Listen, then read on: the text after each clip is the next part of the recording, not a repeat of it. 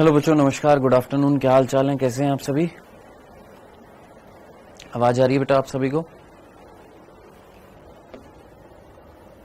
हाँ जी, good afternoon जी, good afternoon. क्या हाल चाल है?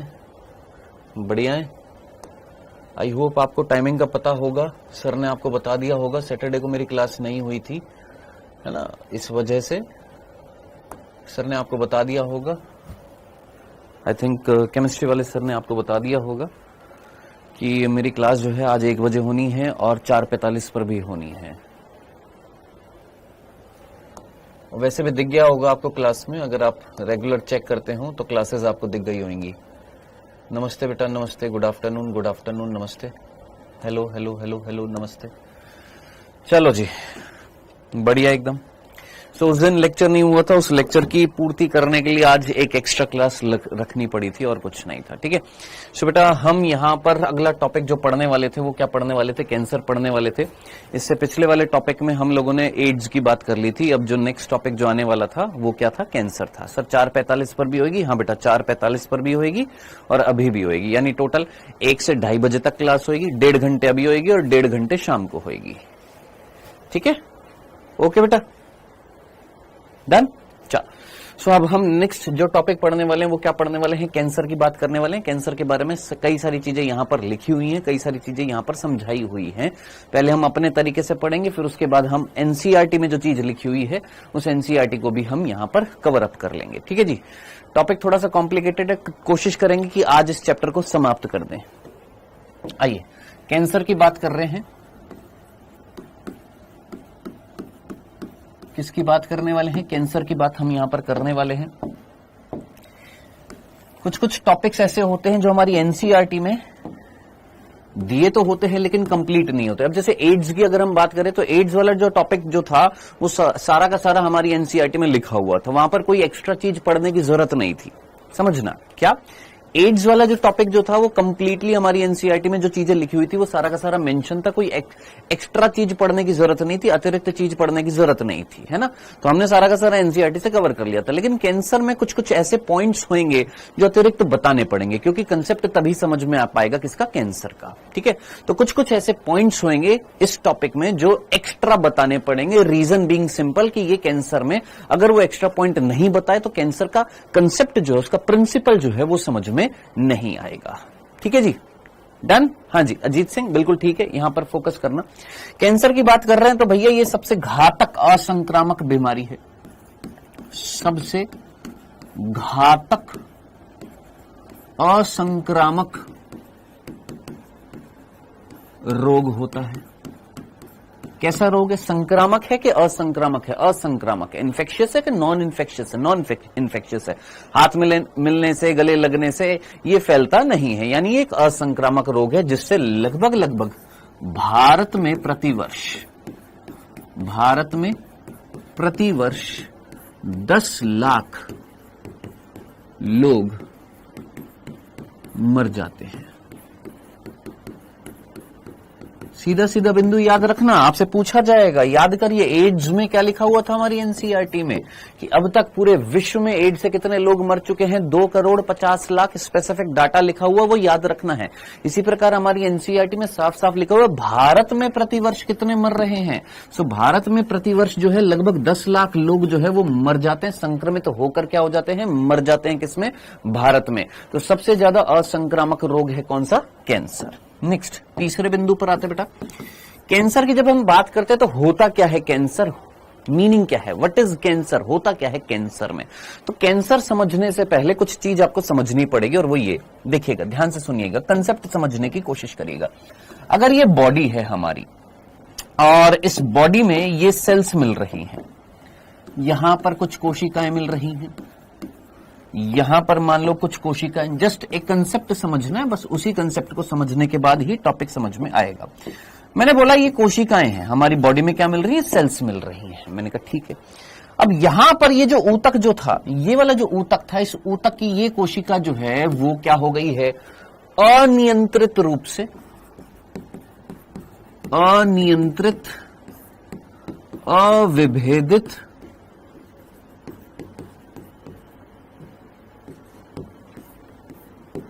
असामान्य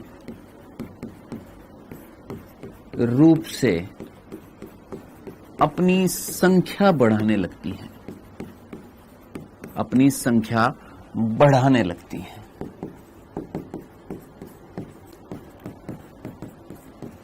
क्या बोला मैंने कि वो कोशिका जो मान लो ये वाली सेल जो थी ये अनियंत्रित रूप से, यानी किसी चीज का नियंत्रण नहीं रहा इसके ऊपर, अनियंत्रित हो गई, अनकंट्रोल्ड हो गई है, अविभेदित है। अविभेदित का मतलब, विभेदीकरण का मतलब क्या होता था? एक निश्चित कार्य करना।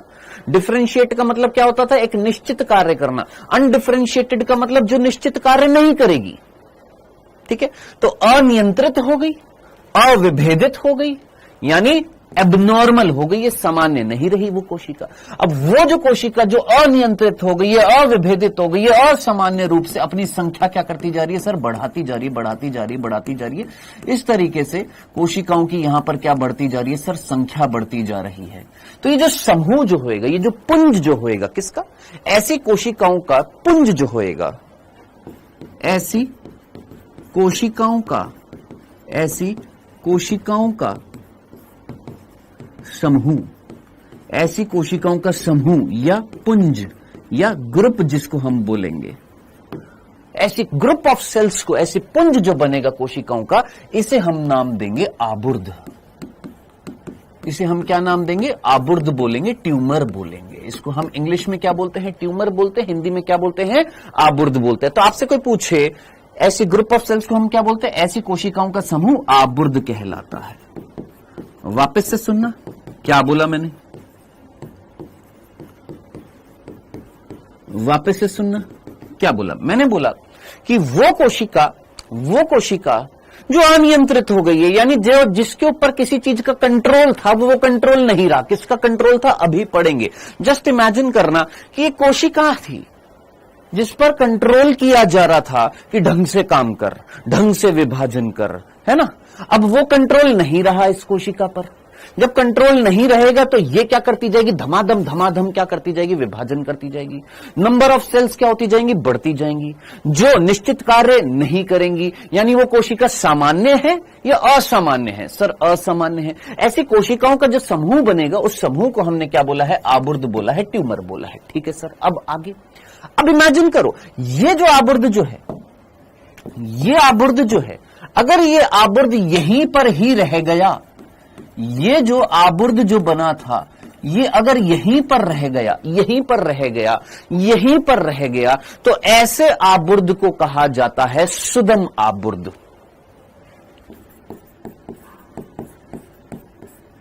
आबुर्द कितने प्रकार के हैं? 2 प्रकार के हैं। एक का नाम है सुदम आबुर्द, जिसको हम इंग्लिश में बोलते हैं बिनाइन ट्यूमर, और एक होता है दुर्दम आबुर्द। एक है दुर्दम आबुर्द, मैलिग्नेंट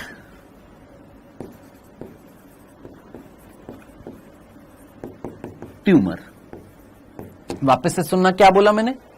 बता रहा हूं अभी। अंकित राज रुक जा, अभी पेशेंस रख, सारी चीज आएंगी कि सर क्यों कंट्रोल नहीं रहा। आ रहा है, अभी आ रहा है। पेशेंस रखना, तरीके से चीज समझना, आएंगे सारे कंसेप्ट क्लियर हो जाएंगे। ठीक है, वेट करना। मैंने बोला यहां पर ये जो कोशिका थी, इन पर कंट्रोल नहीं रह पाया, इनका ये अनियंत्रित रूप से क्या करने लग गई है? विभाजन करने लग गई है। क्यों अनियंत्रित रूप से कर रही है उसका रीजन अभी बताऊंगा, पेशेंस रखना, अभी बताऊंगा। अभी जस्ट इतना सा फोकस करना कि आबुर्द क्या था, इसका मतलब क्या था आबुर्द का, कि ऐसी कोशिकाओं का पुंज, ऐसी कोशिकाओं का समूह जो अनियंत्रित रूप से क्या करती जा रही है? विभाजन करती जा रही है। ऐसी ग्रुप जो बनेगा सेल्स का, उसको हमने बोला आबुर्द। अगर ये आबुर्द यहीं पर स्थानीय रहा, स्थानीय मतलब जहां पर बना है वहीं पर रहेगा।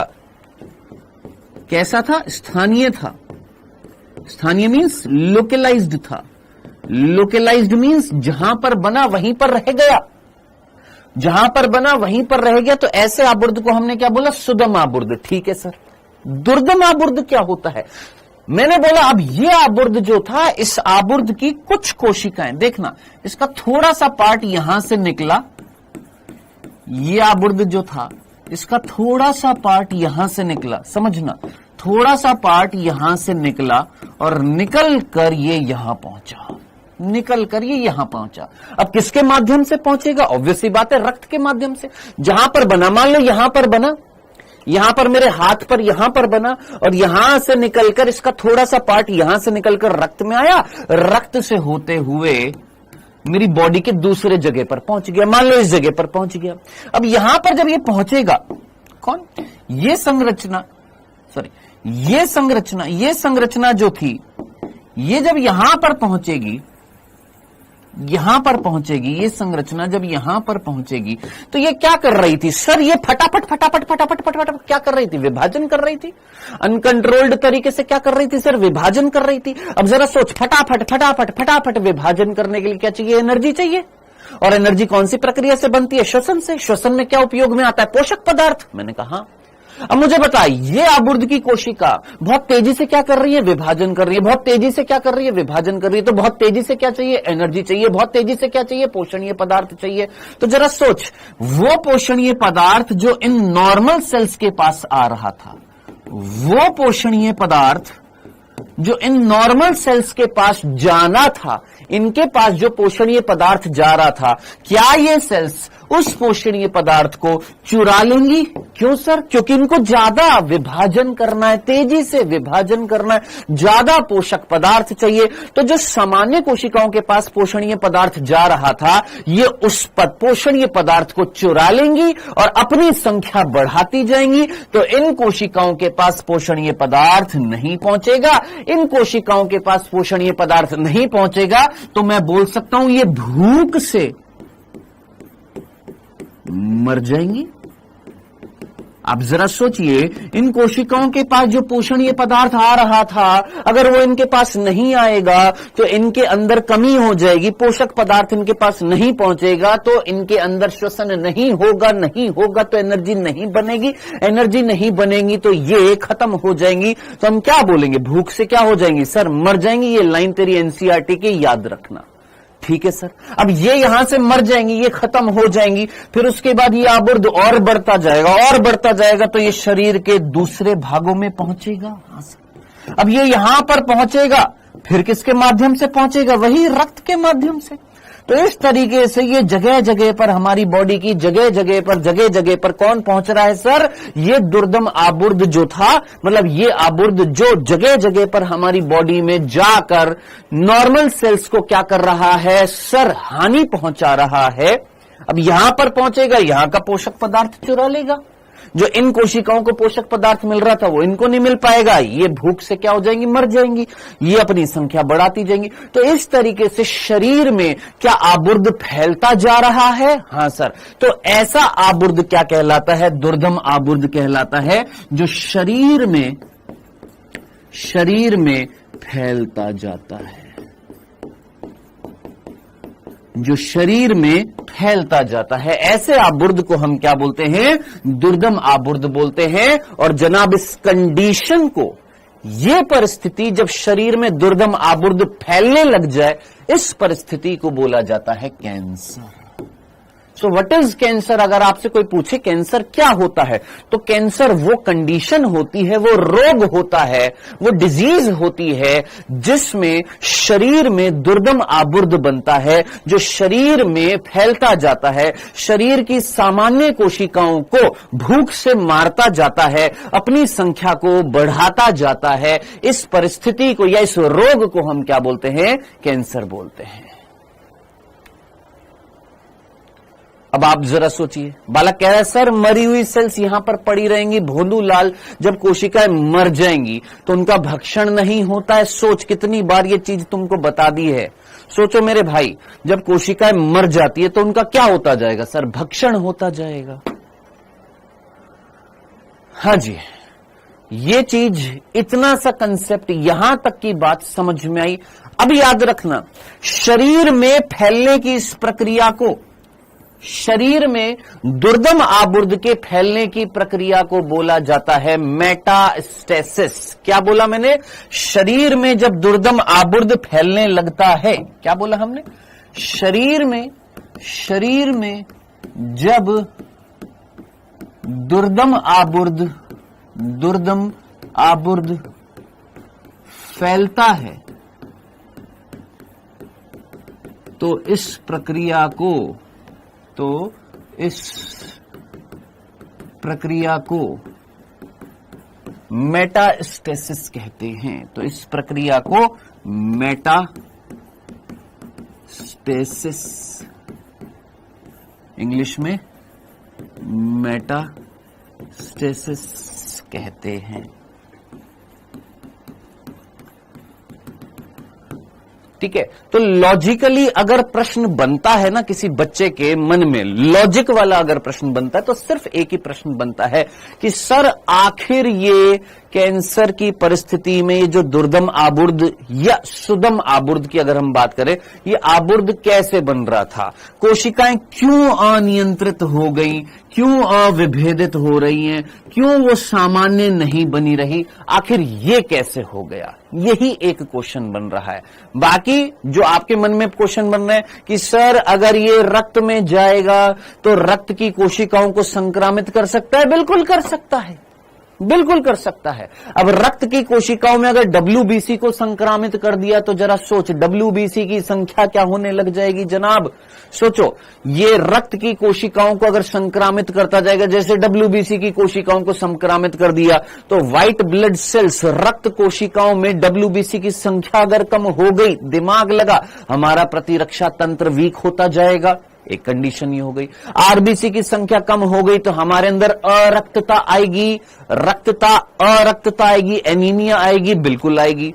मैंने बोला मान लो ये जो ट्यूमर जो था हमारी रक्त कोशिका में अगर बन गया, मान लो WBC अनियंत्रित हो गई तो ये ब्लड कैंसर कहलाएगा, हाँ जी बिल्कुल कहलाएगा। अब जरा इमेजिन करना, मैंने बोला ये आबुर्द मान लो किसी फीमेल में स्तन ग्रंथियों में बना तो ऐसे कैंसर को क्या बोलेंगे, स्तन कैंसर। मान लो किसी के स्किन में बना, क्या बोलेंगे, स्किन कैंसर। मान लो किसी के माउथ में बना, ओरल कैंसर। फेफड़ों में बना, लंग कैंसर। हड्डियों में बना, ऑस्टियोसोमा यानी बोन कैंसर। कार्टिलेजेस में बना, कार्टिलेज का कैंसर। ब्लड की सेल्स में बना, स्पेसिफिकली WBC में बना, ल्यूकेमिया यानी ब्लड कैंसर। तो कैंसर बहुत सारे टाइप्स के होते हैं, अलग अलग प्रकार होते किसके, कैंसर के। वो हम यहां पर नहीं पढ़ रहे क्योंकि हमारे कोर्स में नहीं दिया हुआ है। अगर आपको पढ़ना है 2024 में पढ़ाया हुआ, आप जाकर देख सकते हैं, चेकआउट कर सकते हैं। 3 प्रकार का मेजरली कैंसर होता है, एक होता है सार्कोमा, एक होता है कार्सिनोमा और एक होता है ल्यूकेमिया। कार्सिनोमा वो होता है जो एपिथेलियल सेल्स में होता है, यानी उपकला कोशिकाओं में होता है, जैसे ब्रेस्ट कैंसर हो गया, जैसे ब्रेन कैंसर हो गया, जैसे स्किन का कैंसर हो गया, है ना, ओरल कैंसर हो गया, माउथ का कैंसर हो गया। ये क्या कहलाता है, कार्सिनोमा कहलाता है। जो पूरे विश्व में लगभग 85% जो कैंसर होते हैं वो कार्सिनोमा होते हैं। ये मत पढ़ना, ये याद मत रखना, ये मत याद रखना, जस्ट मैं बता रहा हूं, ठीक है, कि कई प्रकार के क्या होते हैं, कैंसर्स होते हैं। कैंसर क्या होता है, ये चीज याद रखना कि कैंसर वो रोग होता है जिसमें दुर्दम आबुर्द बनता है और ये दुर्दम आबुर्द शरीर में फैलता जाता है। शरीर में फैलने की इस प्रक्रिया को मेटास्टेसिस कहा जाता है। इस मेटास्टेसिस के कारण जहां जहां ये फैलता है उस कंडीशन में नॉर्मल सेल्स को क्या कर देता है, भूखा मार देता है, जिससे वो सेल्स खत्म होने लग जाती है। अब जरा इमेजिन करो ना दोस्त, सोचो, जिस जिस शरीर के अंग में जाएगा वहां उस अंग को संक्रामित कर रहा है। सोचो, यहां पर मान लो किसी के अंदर स्तन कैंसर हुआ या किसी के अंदर स्किन कैंसर हुआ, वहां का आबुर्द जो है मान लो लीवर में अगर पहुंच गया तो लीवर को संक्रामित करेगा, फेफड़ों में पहुंच गया, फेफड़ों को संक्रामित करेगा। तो एक कैंसर के कारण शरीर के अन्य भाग भी क्या होंगे, सर, संक्रामित होंगे। हाँ जी, यहां तक की बात समझ में आ गई है। सर भक्षाणु कोशिका इन पर अटैक नहीं करेंगे। सोचो, भीम आर्मी लॉजिक से एक बात मुझे बताओ, सोचो, भक्षाणु कोशिकाओं की एक निश्चित संख्या होगी, हाँ जी बिल्कुल होगी, होगी ना, हाँ जी बिल्कुल होगी। अब अगर इनिशियली उनको खत्म कर दिया जाए, इनको ट्यूमर वाली सेल्स को, ठीक है, कैंसर नहीं होएगा। लेकिन ये बहुत तेजी से फैलता है, बहुत जल्दी जल्दी ये फैलेगा, शरीर के अन्य भागों में जाता जाएगा, यानी महाभक्षाणु कोशिकाओं की संख्या इतनी नहीं बचेगी जितना ये मेटास्टेसिस हो जाएगा, शरीर में कैंसर फैल जाएगा।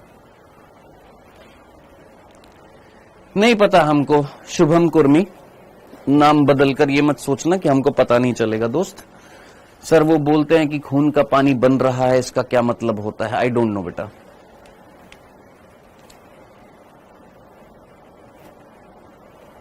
ठीक, चलो। तो आबुर्द कितने प्रकार के थे? 2 प्रकार के थे। एक था सुदम आबुर्द और एक है दुर्दम आबुर्द। सुदम आबुर्द कौन सा था? जो स्थानीय होएगा, लोकलाइज्ड होएगा, जहां पर बनेगा वहीं पर रह जाएगा और कुछ थोड़ा सा नुकसान पहुंचाएगा जहां पर बना रहेगा।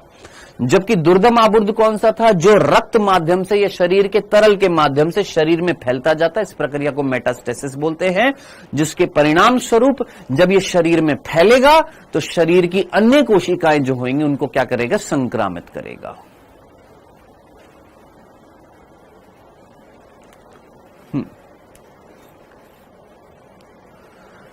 क्लियर है? सर कैंसर में गांठें क्यों बन जाती है? बेटा आप खुद सोचो ना, यहां पर क्या बन रहा था? नंबर ऑफ सेल्स बढ़ती जा रही है, तो नंबर ऑफ सेल्स जब बढ़ जाएंगी तो वो जो समूह जो होएगा वो किस रूप में उभर कर आएगा? गांठ के रूप में उभर कर आएगा कि नहीं आएगा? डन? क्लियर है? पुंज के रूप में उभर कर आएगा। चल, यहां तक की बात क्लियर हो गई है? यहां तक कोई कंफ्यूजन तो नहीं था? चले आगे, ये 5 बिंदु समझ में आ गए। छठा बिंदु क्या लिखेंगे? दुर्दम आबुर्द की परिस्थिति में ये आबुर्द जब शरीर में फैलता है तो सामान्य कोशिकाओं का पोषक पदार्थ जो है वो चुरा लेता है, जिससे सामान्य कोशिका भूख से क्या हो जाती है? मर जाती है। जरूर याद रखना। मेटास्टेसिस के कारण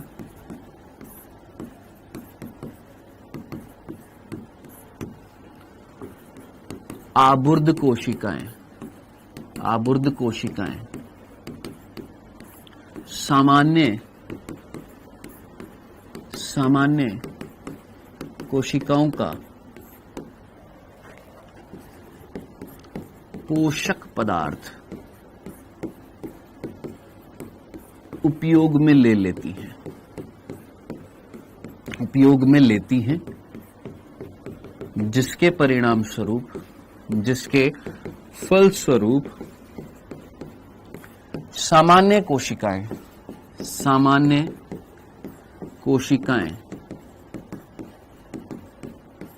भूख से मर जाती हैं। ये याद रखना, क्योंकि ये हमारी एनसीईआरटी में मेंशन है कि भूख से मर जाती हैं। क्यों भूख से मर जाती हैं? क्योंकि ये जो आबुर्द कोशिकाएं हैं ये तेजी से क्या करती है? विभाजन करती है और पोषक पदार्थ चुरा लेती है। किसका? सामान्य कोशिकाओं का, जिसकी वजह से सामान्य कोशिकाएं भूख से क्या हो जाती हैं? मर जाती है। सर ये सेल्स क्यों अनकंट्रोल्ड हो गई? फिर वही बात मैंने क्या बोला, अभी आएगा ना बेटा, बता रहा हूं ना, वेट करना, बता रहा हूं ना, पेशेंस रख बेटा, बता रहा हूं, जस्ट हैव पेशेंस। आ रहा है, यही बताने वाला हूं। मैंने क्या बोला था? यही एक क्वेश्चन बन रहा है कि ये अनियंत्रित क्यों हो गई हैं, ये असामान्य क्यों हो गई हैं, यही एक क्वेश्चन बन रहा था। मैंने कहा अब यही हमें क्वेश्चन का आंसर देना है। यही चीज हमारी एनसीईआरटी में प्रॉपरली एक्सप्लेन नहीं की गई है, बस वर्ड लिखे हुए हैं। ठीक है, आइए 7वां बिंदु है कि आखिर ये सामान्य कोशिका जो थी, ये हमारी सामान्य कोशिकाएं जो हैं, ये हमारी सामान्य कोशिकाएं थी, ये आबुर्द में कैसे बदल गई? यही ना कि सामान्य कोशिका आबुर्द में कैसे बदल गई?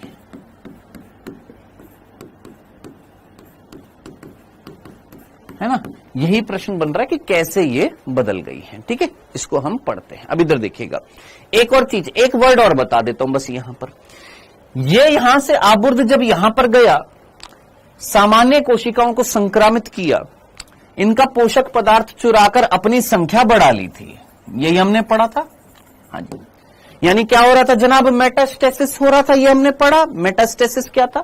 शरीर में आबुर्द का फैलना, एक जगह से दूसरी जगह जाना, सामान्य कोशिकाओं को प्रभावित करना, उनको हानि पहुंचाना, जगह जगह पर शरीर के बॉडी में फैलते जाना, क्या कहला रहा था? मेटास्टेसिस कहला था। मैंने कहा बिल्कुल ठीक है। अब आप मुझे बताइए, जब ये यहां से यहां आएगा, इनका पोषक पदार्थ चुराएगा, यहां पर जो सेल्स बनेंगी, अब क्या वो नई सेल्स बनेंगी कि नहीं बनेंगी? हाँ जी, और नई कोशिकाएं बनेंगी, आबुर्द कोशिकाएं और नई बनेंगी या नहीं बनेंगी? जरा सोचो, दिमाग लगाओ, इनोसेंट बॉय, सोचो।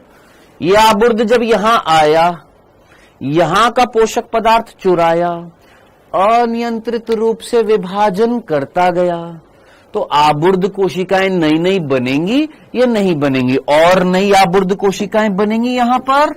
सोचो, क्या और नई आबुर्द कोशिकाएं यहां पर बनेंगी? हाँ सर। तो जो यहां पर नई आबुर्द कोशिकाएं जो यहां बनेंगी, उन नई आबुर्द कोशिकाओं जो यहां पर बनेंगी, उन्हें हम बोलते हैं नव द्रव्ययी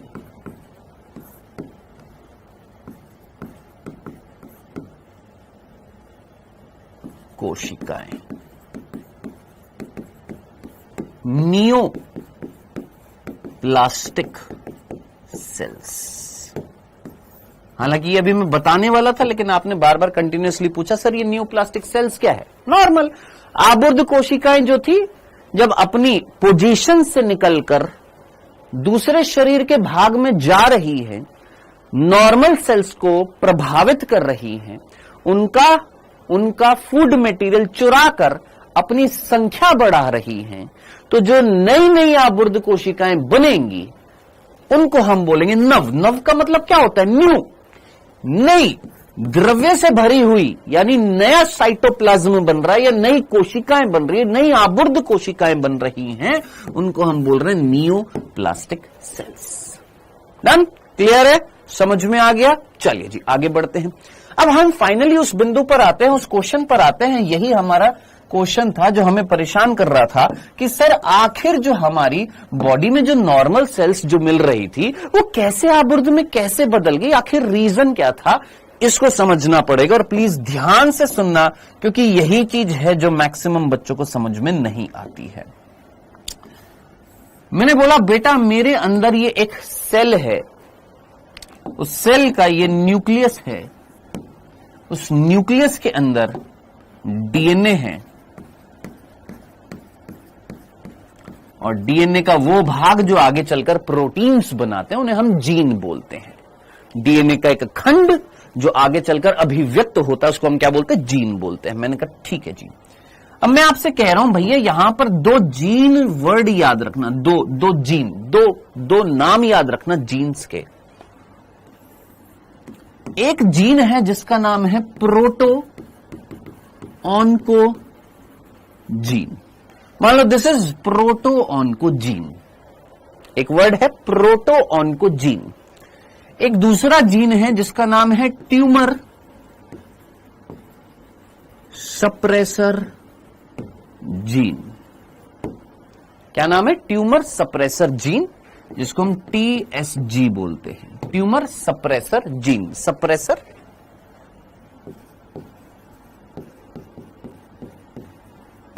tumour suppressor gene, TSG, proto oncogene. Sir अब इनका काम क्या है? आराम से तसल्ली से सुनना। जो पहले पढ़े हुए हैं शायद उनको याद होगा, जस्ट वो रिवाइज करेंगे। जिनको नहीं पता है आप ध्यान से तसल्ली से सुनना, ध्यान से सुनिएगा। सर ये प्रोटो ऑन्कोजीन क्या कराता है? बेटा ये proto oncogene, this proto oncogene is responsible for a प्रक्रिया। हिंदी इंग्लिश दोनों मिक्स करके बोला मैं। ये प्रोटो ऑन्कोजीन एक प्रक्रिया दर्शाता है, या ये प्रोटो ऑन्कोजीन के कारण एक विधि होती है जिसको हम बोलते हैं स्पर्श संदमन। यानी ये प्रोटो ऑन्कोजीन कुछ इस तरीके से विभाजन कराता है इस कोशिका का कि ये कोशिका नॉर्मल डिवीजन करती है, ये कोशिकाएं नॉर्मल डिवीजन करती हैं। कोशिका ने नॉर्मल डिवीजन किया, ठीक है। ये प्रोटो ऑन्कोजीन क्या कर रहा था? ये नॉर्मल डिवीजन कराता है, और नॉर्मल डिवीजन कराने के बाद ये जो सेल्स जो होती है इनके बीच में हल्का फुल्का गैप होता है। अब ये प्रोटो ऑन्कोजीन का काम क्या है समझना। ये प्रोटो ऑन्कोजीन एक प्रक्रिया दर्शा रहा था जिसका नाम था स्पर्श संदमन। सर इसको इंग्लिश में क्या बोलते हैं? इसको इंग्लिश में बोलते हैं कॉन्टैक्ट इनहिबिशन। ये क्या होता है सर? कॉन्टैक्ट इनहिबिशन का मतलब क्या होता है? मान लो ये कोशिका जो थी, जस्ट इमेजिन, ये कोशिका जो है अगर ये ढंग से कार्य ना करे, ये कोशिका अगर ढंग से कार्य ना करे, या ये कोशिका ढंग से कार्य ना करे, या ये कोशिका ढंग से कार्य ना करे, तो वो कोशिकाएं जब ढंग से कार्य ना करे, अपना काम सही से ना करे, मान लो जो प्रोडक्ट बनाना था वो ना बनाए। जैसे याद करिए, आपको अगर अग्नाशय याद आ रहा हो, अग्नाशय के अंदर बीटा सेल्स थी। हां सर, क्या बनाती थी? इंसुलिन बनाती थी। जस्ट इमेजिन, ये सेल बीटा सेल है और इसको इंसुलिन बनाना था। अगर ये सेल अपना काम ना करे तो क्या इस सेल की जरूरत है कि नहीं है? सर नहीं है, बिल्कुल नहीं है। तो इस कंडीशन में इस सेल को हम डिवाइड करने देंगे, इस सेल को हम वृद्धि करने देंगे? क्या ये सेल अपना सामान्य तरीके से विभाजन करेगी, या हम इसको संदमित करेंगे, इसकी वृद्धि को रोकेंगे, इसको रोक देंगे, इसको खत्म कर देंगे? सर खत्म कर देंगे। कैसे? ये कोशिका जो इसके संपर्क में होंगी, ये कोशिकाएं इसको क्या कर देंगी? सर मार देंगी। इस प्रक्रिया को बोला जाता है स्पर्श संदमन। और ये स्पर्श संदमन करने के लिए रिस्पॉन्सिबल जो जीन होता है उसका नाम होता है प्रोटोऑन्कोजीन। ये वर्ड हमारी एनसीईआरटी में लिखा हुआ है, इसलिए बता रहा हूं। स्पर्श संदमन, स्पर्श का मतलब क्या होता है? टच करना, और संदमन का मतलब क्या होता है? रोकना। यानी वो कोशिका जब अगर ढंग से कार्य नहीं करेगी तो उसके चारों तरफ जो स्पर्श में जो आसपास कोशिकाएं होंगी, वो जो इसको स्पर्श कर रही हैं, इसके पास में है, वो इस कोशिकाओं को क्या कर देगी? संदमित कर देगी। ये कोशिका जो असामान्य हो गई यानी खराब हो गई है, इसको क्या कर देंगी? मार देंगी। ठीक है, ये तो अच्छी बात है, ये तो बहुत बढ़िया बात है। मैंने कहा ठीक है। मैंने कहा अब इस पर आते हैं। इसका काम समझ में आ गया। ये किस चीज के लिए रिस्पॉन्सिबल थी? स्पर्श संदमन के लिए, कांटेक्ट इनहिबिशन के लिए। कांटेक्ट इनहिबिशन का मतलब क्या था? कि वो कोशिकाएं जो असामान्य कोशिकाओं की वृद्धि को क्या कर देती हैं? संदमित कर देती हैं। इस प्रक्रिया को क्या बोला जाता है? स्पर्श संदमन बोला जाता है। मैंने कहा ठीक है, स्पर्श संदमन को मैं यहां पर साइड में लिख देता हूं। असामान्य कोशिका के आसपास मिलने वाली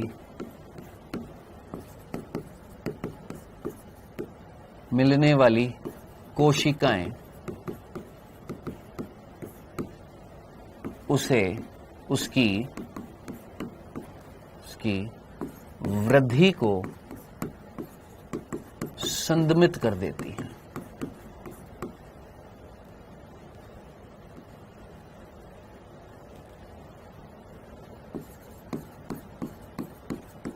आराम से पढ़ना। क्या लिखा था बेटा?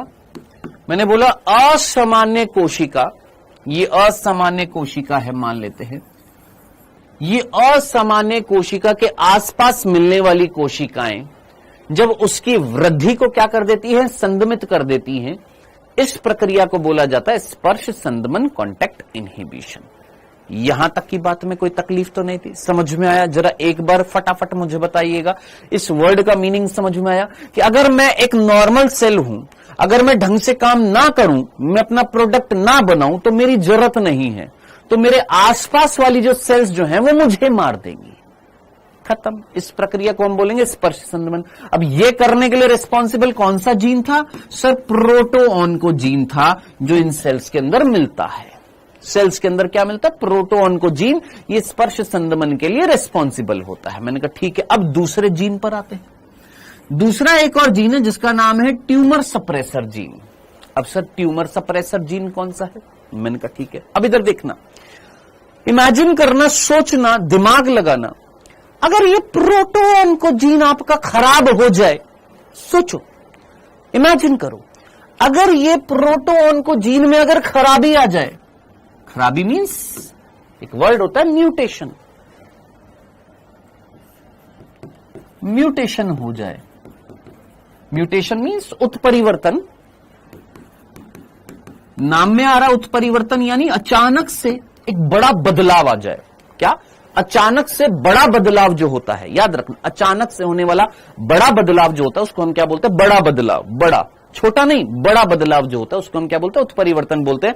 मेरे भाई मैंने कहा अचानक से ये जो प्रोटोन को जीन था इसमें बहुत तगड़ा चेंज आ गया, और वो बदलाव के कारण सोचो क्या होगा, इमेजिन करो सर ये प्रॉपर्टी खत्म हो जाएगी, सोचो ये प्रॉपर्टी खत्म हो जाएगी, क्या वो असामान्य कोशिका जो थी, क्या वो असामान्य कोशिका खत्म होएगी?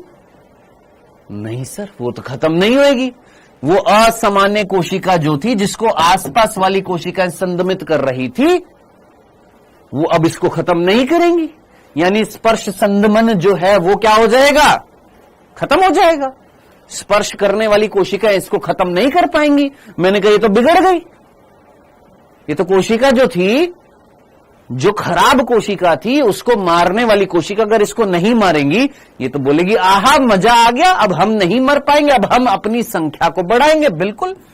अब मैंने कहा अगर ये अपनी संख्या को बढ़ाएगी तो भाई साहब ट्यूमर नहीं बनेगा, सोचो आबुर्द बनेगा।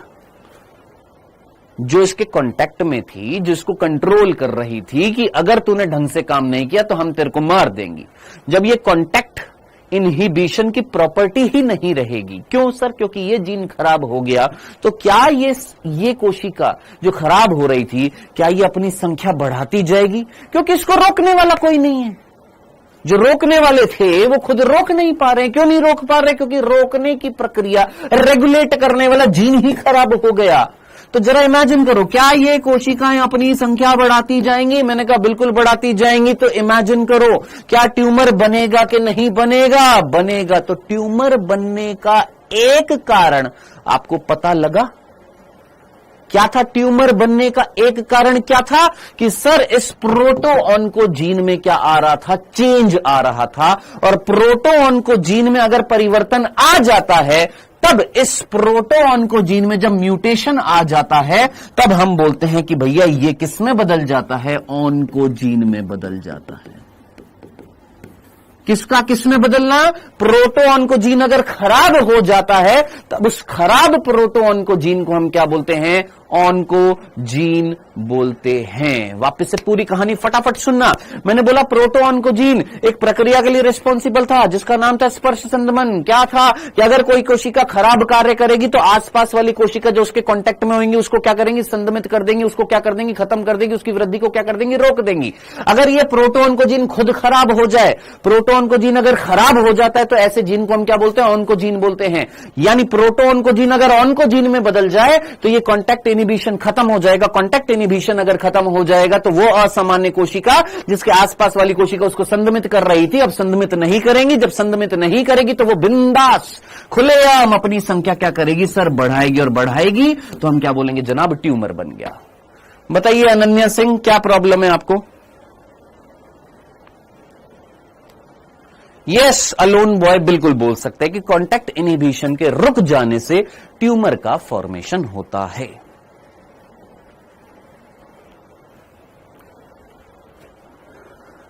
है ना? अब आपका प्रश्न यह होना चाहिए कि सर ये प्रोटोऑन्कोजीन खराब कैसे हो गया? इसमें म्यूटेशन कैसे आ गया? ये बदलाव कैसे आ गया? कैसे प्रोटोऑन्कोजीन खराब हो गया? तो उसका रीजन अभी थोड़ी देर में पढ़ेंगे कि सर आखिर इस प्रोटोऑन्कोजीन में प्रोटोऑन्कोजीन में बदलाव कैसे आ गया? ये परिवर्तन कैसे आ गया? है ना? यही पूछेंगे ना, ये परिवर्तन कैसे आ गया? मैंने कहा वेट, जस्ट हिंट दे रहा हूं, हल्का सा हिंट दे रहा हूं। ये बदलाव किरणें पड़ने से आ सकता है। जैसे सर गामा किरणें पड़ गई है इस कोशिका के ऊपर। मान लो ये मेरी त्वचा की कोशिका थी, इस त्वचा की कोशिका पर क्या पड़ रही है? एक्सरे किरणें पड़ रही हैं, पराबैंगनी किरणें पड़ गई, गामा किरणें पड़ गई हैं। है ना?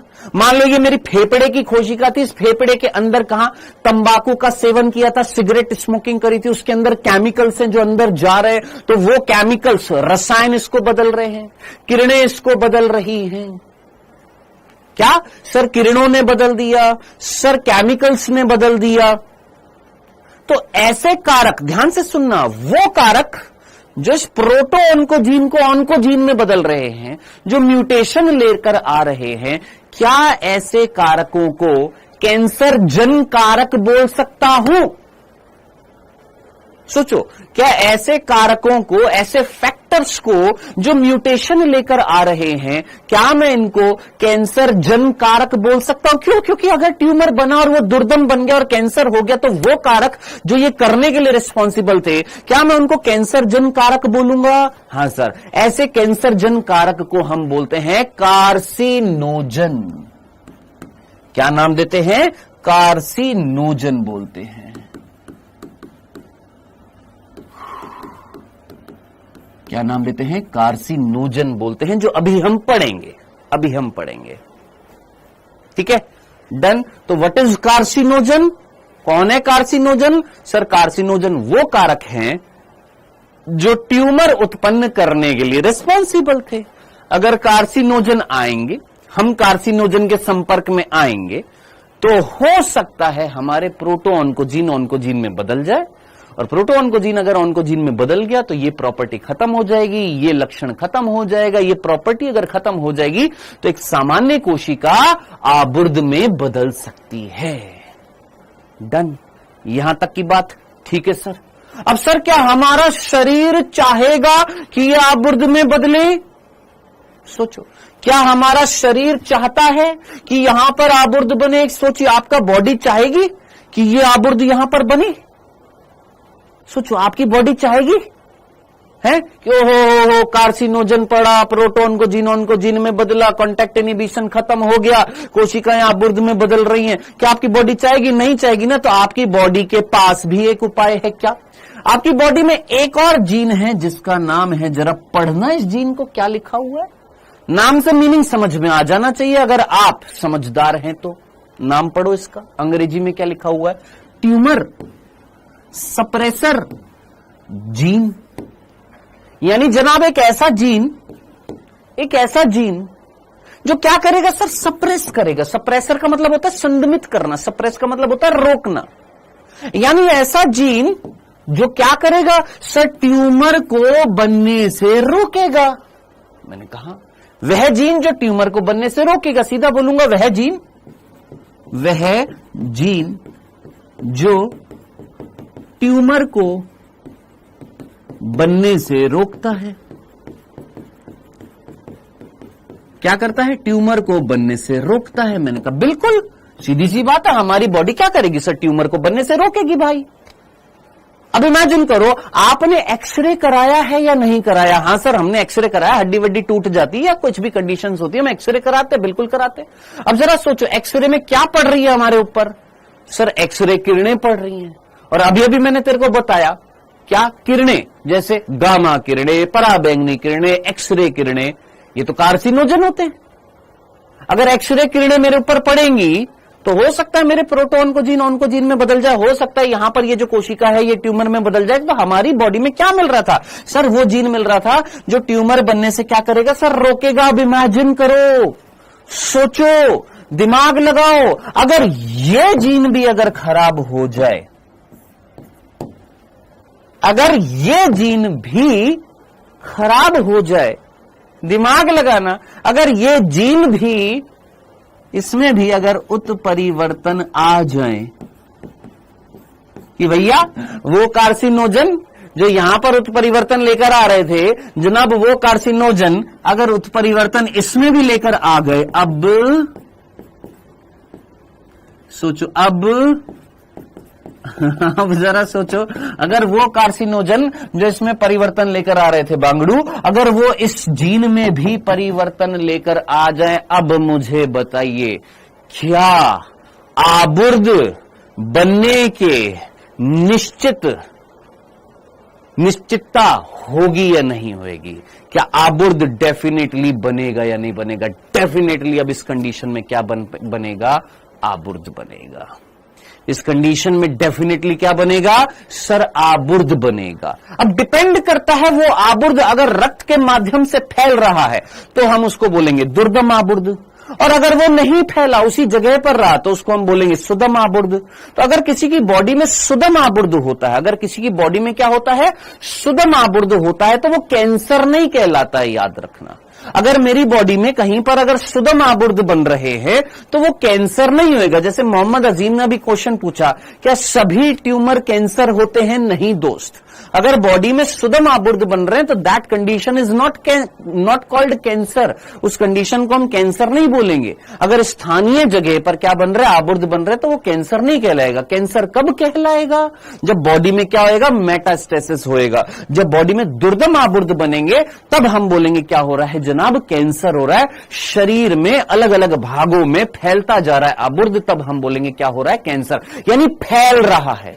कुल मिलाकर आबुर्द अगर फैले तो कंडीशन क्या कहलाएगी, कैंसर कहलाएगी। और कौन सा फैलता है सर, ये फैलता है। तो क्या सभी कैंसर ट्यूमर होते हैं?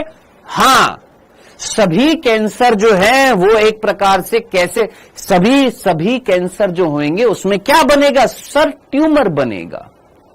लेकिन क्या सभी ट्यूमर कैंसर होंगे? नहीं, पर्टिकुलरली दुर्दम आबुर्द बनेगा, मैलिग्नेंट ट्यूमर जब शरीर में बनेगा तब हम बोलेंगे क्या हो रहा है, कैंसर हो रहा है।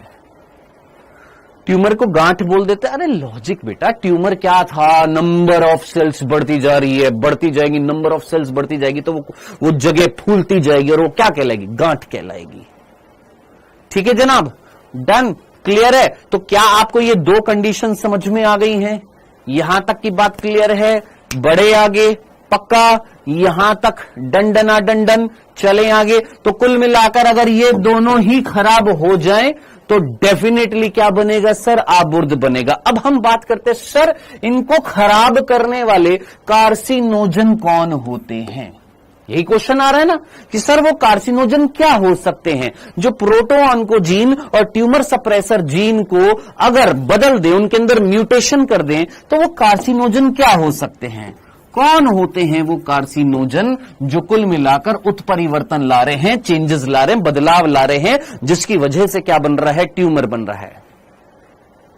ठीक है, अब हम यहां पर 8वां बिंदु पढ़ेंगे, क्या, कार्सिनोजन।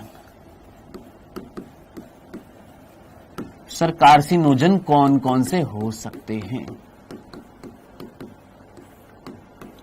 तो बेटा कार्सिनोजन कौन कौन हो सकते हैं, ध्यान से सुनना। कार्सिनोजन अकॉर्डिंग टू एनसीईआरटी भौतिक कार्सिनोजन भी होते हैं,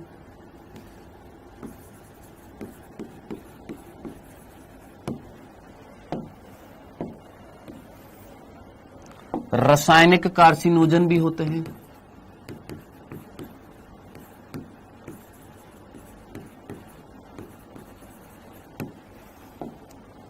और जैविक कार्सिनोजन भी होते हैं।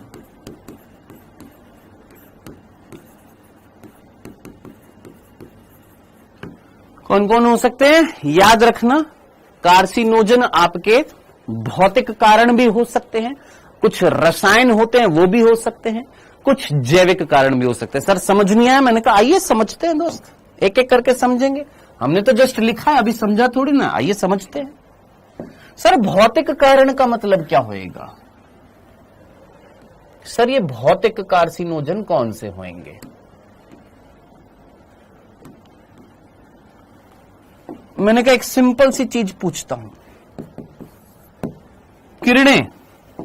हालांकि कई बुक्स में किरणों को भौतिक कार्सिनोजन में रख दिया जाता है, लेकिन वो गलत है। हाँ जी, एपोप्टोसिस होता है। ये आर.एन. कुमार क्या करा देती है, ये कोशिकाएं क्या करा देती है, एपोप्टोसिस करा देती हैं, इन्हीं कोशिकाओं को मार देती है। इतना मैं अभी नहीं पढ़ाया था, जितना सफिशिएंट था इस बैच के लिए उतना मैंने आपको बता दिया, ठीक है। हाँ जी, अब ये भौतिक कारण कौन कौन से हो सकते हैं? तो भौतिक कारणों में कई बुक्स में किरणों को भी यहां पर रख दिया गया, बट किरणें मैं फिर बोल रहा हूं, ध्यान से सुनना अनुष्का, क्या कई बुक्स में रेडिएशंस को भौतिक कारणों में रखा गया है, लेकिन रेडिएशन एक डिफरेंट कारक होता है, नॉट भौतिक कारक होता है। इसलिए मैं यहां पर लिख देता हूं अकॉर्डिंग टू एनसीईआरटी, ठीक है। तो यहां पर हम किरणों की बात कर लेते हैं। किरणें जो हैं उनसे क्या हो रहा है सर सभी कार्सिनोजन से म्यूटेशन होता है। हाँ, हो सकता है अगर हमारा इम्यून सिस्टम वीक हो तो। हमारा इम्यून सिस्टम अगर वीक हो तो यस, कार्सिनोजन से क्या हो सकता है, म्यूटेशन हो सकता है। अगर हमारा इम्यून सिस्टम स्ट्रांग हो तो फिर कार्सिनोजन जो है वो म्यूटेशन नहीं कर पाएंगे। ठीक है जी, आइए देखिएगा, किरणों की बात करते हैं। याद रखना, किरणों के अंतर्गत दो किरणों की बात करी है हमारी एनसीईआरटी ने, और ये दो किरणें सीधी सीधी याद रखनी है। एक है आयनीकृत किरणें और एक है अनायनीकृत किरणें। एक है आयनीकृत किरणें यानी आयोनाइजिंग रेडिएशन, आयोनाइजिंग रेडिएशन, और एक है नॉन आयोनाइजिंग रेडिएशन।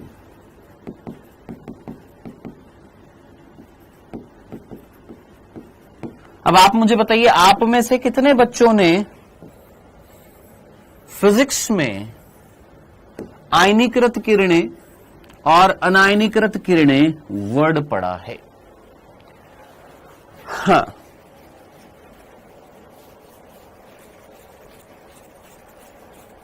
बोलो बेटा। सर आपका नाम भी कॉपी कर दिया। चलो, जिसने किया है वो जानता है, उसको मैं उसका नाम भी मैंने ले लिया है, उसने क्यों किया है वो भी जानता है ना। हाँ जी, परसों नहीं, सैटरडे नहीं, फ्राइडे के लेक्चर में उसने जाते जाते डांट खाई थी। उसने हैंड टू हैंड नाम बदल दिया, सोचा सर जो है बाहर निकाल देंगे। लल्लू लाल, हमको पता नहीं लगता तुम क्या कर रहे हो, है बुद्धू। हम निकालते नहीं है, इसका गलत फायदा मत उठाया करो बे। ठीक, हंसी आ रही होगी तुमको भी। चलो पढ़ाई करो बेटा, कंटिन्यूअसली स्पैम मत किया करो दोस्त। ठीक है शुभम कुर्मी, और लिंक्डइन पे मैसेज मत किया कर, लिंक्डइन पे रिक्वेस्ट भेजता रहता है। हाँ जी, चलो जल्दी से मुझे बताओ, ये दोनों वर्ड अगर आपने सुने हैं, यस मोहित प्रजापति, बिल्कुल हो सकता है, इसलिए बहुत माइक्रो सेकंड्स में हम क्या डालते हैं, एक्सरे किरणें डालते हैं। हाँ जी, आयनीकृत किरणें और अनायनीकृत किरणों का मतलब क्या होता है, मैंने आपसे, क्वेश्चन क्या बनेगा नीट में वो ध्यान से सुनना। क्वेश्चन बनेगा आयनीकृत किरणों का उदाहरण x ray, gamma ray, beta rays होती हैं, गामा रेज होती हैं, अल्फा रेज होती हैं, एक्स रेज होती हैं। हमारी एनसीईआरटी में दो उदाहरण दिए हुए हैं, एक तो एक्सरे किरणें और गामा रेज। गामा किरणें, एक्सरे किरणें, ये हमारी आयनीकृत होती हैं, और पराबैंगनी किरणें जो होती है, अल्ट्रा वायलेट रेज जो होती हैं। भाई इतना तो नोट्स में लिख सकते हैं ना, अल्ट्रा वायलेट को हम हिंदी में क्या बोलते हैं, पराबैंगनी।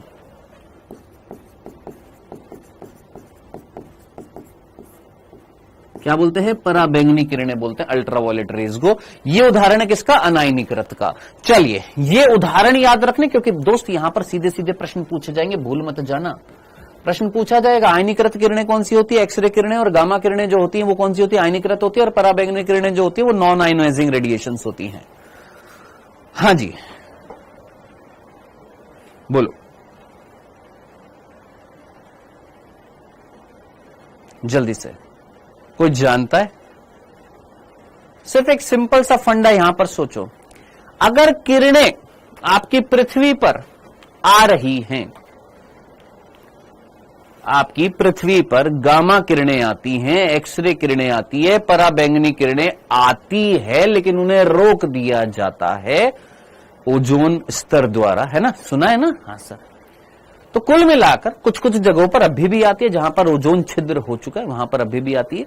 कंसेप्ट जो था कहने का, हमारी पृथ्वी पर सनलाइट जो आ रही है, उस सनलाइट में कई सारी रेज आ रही है, जो आप फिजिक्स में पढ़ते ना, कि सूर्य से जो किरणें आ रही हैं उनमें से कई सारी किरणें आती हैं जो आप फिजिक्स में पढ़ते हैं, जिनका स्पेक्ट्रम आप पढ़ते ना, स्पेक्ट्रम पढ़ते हैं।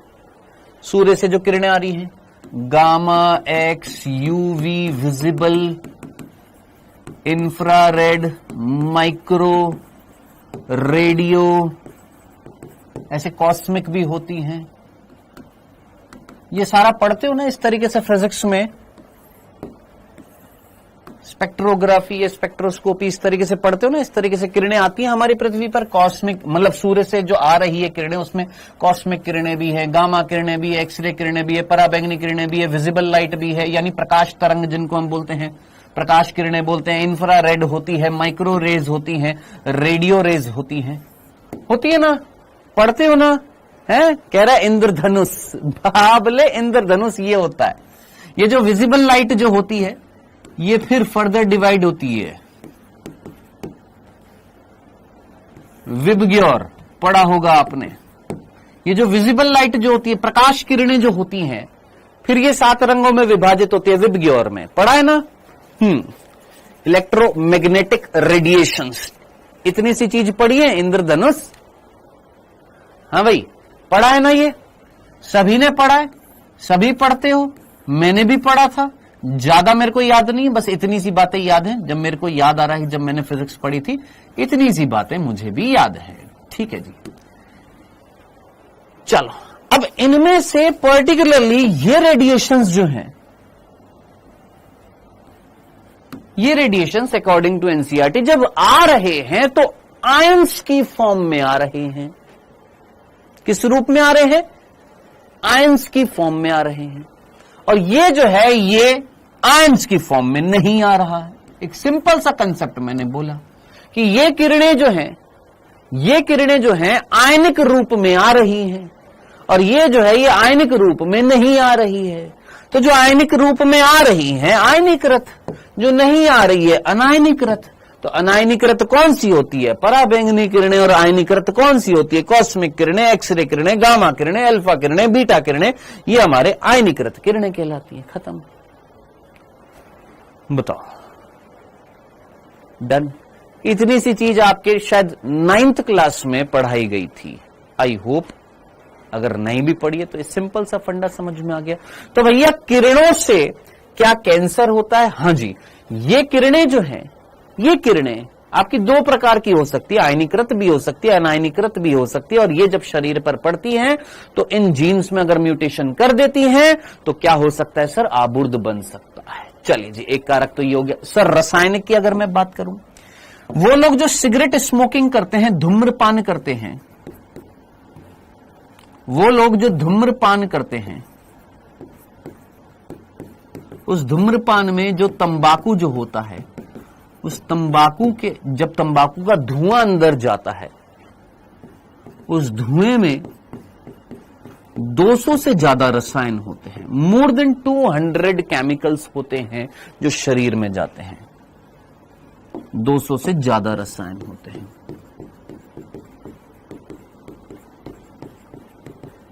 क्या बोला मैंने?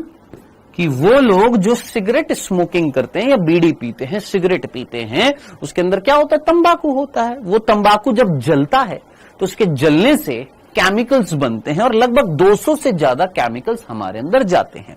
जिसमें से एक केमिकल है जो आपने याद नहीं रखना है। अगर याद रख सको तो रख लेना, नहीं याद रख सको तो गोली मार देना, कोई बात नहीं, सीधा सीधा। एन नाइट्रोसो डाई मिथाइलिन, ये एक केमिकल बनता है। किसमें? उस धुएं में जो अंदर जा रहा है। और ये हमारे अंदर, हमारे फेफड़ों में जाकर रिस्पॉन्सिबल होता है आबुर्द बनाने के लिए, यानी फेफड़ों का कैंसर करने के लिए रिस्पॉन्सिबल होता है। तो फेफड़ों का कैंसर करने के लिए रिस्पॉन्सिबल कौन था सर? धूम्रपान। धूम्रपान में क्या? धुआं जलाया। किसका धुआं जलाया? तंबाकू को जलाया। जब जलाया तो बहुत सारे केमिकल्स बनते हैं, जिनमें से एक केमिकल होता है एन नाइट्रोसो डाइमिथाइलिन। ये शरीर के अंदर जाता है और हमारी फेफड़ों की कोशिकाओं की इन जीन्स को प्रभावित करता है, म्यूटेट करता है, इनको खराब कर देता है, जिसकी वजह से हमारी कैंसर, जिसकी वजह से हमारे फेफड़ों की कोशिकाएं आबुर्द में बदल जाती हैं और फेफड़ों का कैंसर हो जाता है।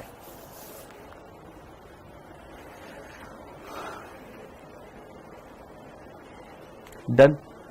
अब या तो धुएं के रूप में जा रहा है, या तंबाकू जो लोग चबा रहे हैं, है ना, मुंह में रजनीगंधा कदमों में दुनिया, मुंह में रजनीगंधा कदमों में दुनिया, 5-6 साल बाद खुद दुनिया से सलट लेते हैं। ठीक है भाई, या तो धूम्रपान करने से, तंबाकू चबाने से, या पान, इन सारी चीजों का सेवन करने से, है ना। तो क्या हो सकता है दोस्त, क्या हो सकता है, कैंसर हो सकता है। तो ये क्या है भैया, ये केमिकल्स की हमने बात करी। ये क्या थे सर, रसायन थे जो क्या कर रहे हैं सर, कैंसर के लिए रिस्पॉन्सिबल है। नेक्स्ट अब बात करते हैं सर जैविक कार्सिनोजन कौन से होते हैं। हाँ बोलो, जुबा केसरी, सबकी पसंद कमला पसंद, बहुत बढ़िया बेटा। और शिखर सर वाइन से भी होता है क्या। हाँ, लीवर का कैंसर होता है बेटा।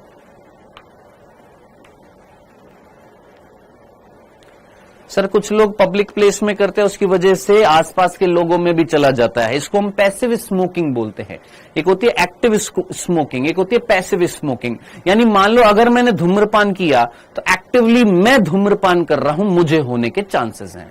लेकिन जो धूम्रपान कर रहा है वो धुआं बाहर भी तो निकालता है, और जब वो धुआं बाहर निकालेगा और उसके आसपास जो व्यक्ति है उसके अंदर जब जाएगा, वो तो धूम्रपान नहीं कर रहा, लेकिन उसके आसपास जिसने धूम्रपान किया, उसने धुआं छोड़ा, वो धुआं अंदर जाएगा, तो उसके अंदर भी कैंसर होने के कारण कैंसर हो सकता है। इसको हम बोलते हैं पैसिव स्मोकिंग। सर इन लोगों को सब पता है बेटा, सब पता है। इक्का छाप देख, तानसेन। सर मीठा पान खाने से भी होता है क्या। देखो, एक चीज का अत्यधिक सेवन करने से खराबी होती है। मैं आपसे बोल दूं कि एक दिन मीठा पान खा लो, आपको कैंसर होएगा? नहीं, ऑब्वियस ही बात है। ठीक है।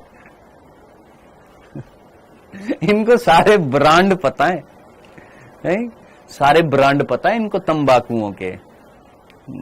सर क्या कार के धुएं से भी होता है? बेटा इस चीज को समझो, मैं बार बार बोल रहा हूं, आप एक ऐसी जगह पर काम कर रहे हो जहां पर कार्सिनोजेंस हैं। अब मे बी वो फिजिकल हो सकते हैं, मे बी वो केमिकल्स हो सकते हैं, मे बी वो जैविक हो सकते हैं। कार इंडस्ट्री में आप काम कर रहे हैं, इनफैक्ट कई लोगों में स्किन कैंसर देखा गया है जो ऐसी इंडस्ट्री में काम करते हैं जहां पर कार के ऊपर पेंट होता है, लगातार उसका जब एक्सपोजर होता है तो स्किन कैंसर हो जाता है। इनफैक्ट कई लोगों में तो ये देखा गया, एक केस मुझे याद आ रहा है जो मेरे को बहुत अच्छे तरीके से याद है। एक केस ऐसा हुआ था जिसमें एक व्यक्ति था जिसके इनफैक्ट चप्पल में एक कील थी, वो कील बार बार उसके संपर्क में आ रही थी, पैरों के चुभ रही थी, ज्यादा नहीं, मतलब हल्का हल्का चुभन हो रही थी, बहुत माइन्यूट, पैरों में, त्वचा में कैंसर हो गया था। आप किस लेवल से सोच सकते कैंसर हो सकता है, जस्ट इमेजिन भी नहीं कर पाएंगे कि आज की डेट में किस तरीके से कैंसर हो सकता है। कई लोग ऐसे देखे गए हैं जिनके अंदर डैगर टीथ होते हैं। ये टीथ कैसे होते हैं? नुकीले होते हैं। ये क्या होता है? हमारे कैनाइन्स होते हैं, नुकीले दांत। कई लोगों में ये ज्यादा बढ़ जाते हैं। जब जीभ के संपर्क में बार बार आते हैं तो जीभ पर क्या हो जाता है? हमारा कैंसर हो जाता है।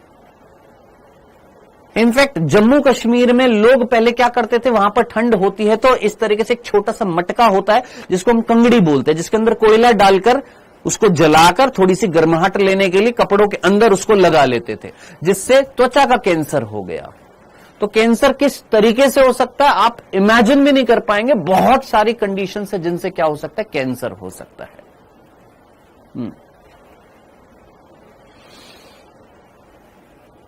ठीक है, चलो। तो एक बालक ने बहुत सही बोला, सर अति ही अंत है। बहुत बढ़िया।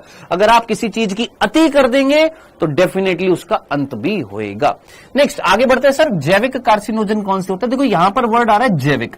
जैविक का मतलब क्या होता है भैया? किसी ना किसी सजीव की बात करी है। अब यहां पर सजीव कौन है? सर कौन सा सजीव है जो शरीर में जाएगा कैंसर कर देगा? जनाब वायरस जब शरीर में जाता है तो क्या वो एक सजीव की तरह कार्य करता है? हां जी। तो कुछ वायरस हैं,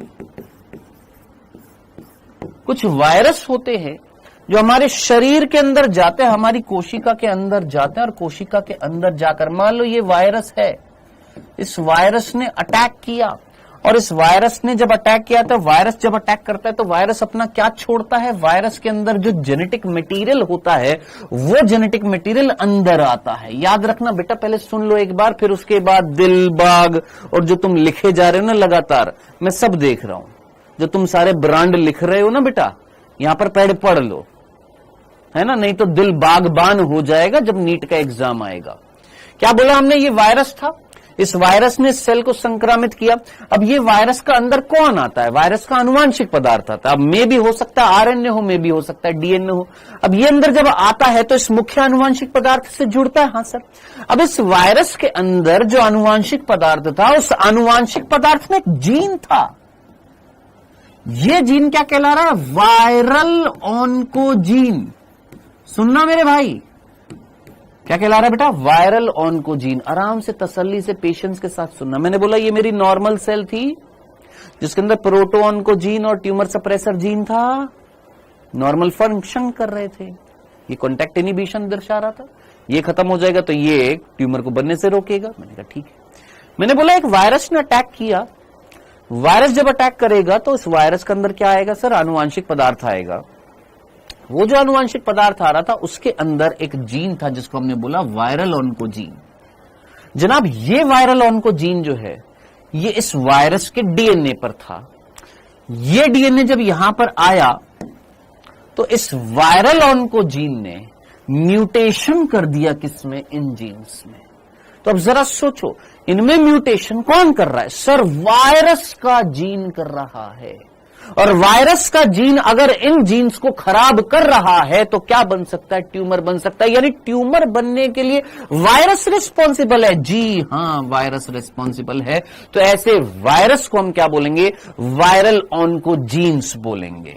ऐसे वायरस के अंदर जो जीन्स मिलेंगे उनको हम क्या बोलेंगे? सर वायरल ऑन्कोजीन बोलेंगे। सर एग्जाम्पल बता दीजिए, कौन सा वायरस? सिंपल सा एग्जाम्पल, ध्यान से सुनना, बहुत सीधा सा। HTLV। Sir HTLV full form जरा ध्यान से सुनना। HTLV की ह्यूमन टी लिम्फोसाइट वायरस। अब मैं आपसे पूछूंगा, ध्यान से देखना, human T lymphocyte virus. Human T lymphocyte virus यानी ऐसा वायरस जो हमारी टी लिम्फोसाइट को संक्रमित करेगा और टी लिम्फोसाइट की संख्या बढ़ती जाएगी अनियंत्रित रूप से। आप मुझे बताइए, क्या HTLV के कारण क्या ब्लड कैंसर हो रहा है या ब्रेन कैंसर हो रहा है?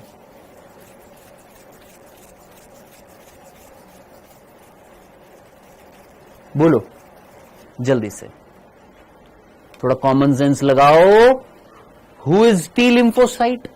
कौन है बेटा टी लिम्फोसाइट? जरा जल्दी से सोचो, हु इज टी लिम्फोसाइट?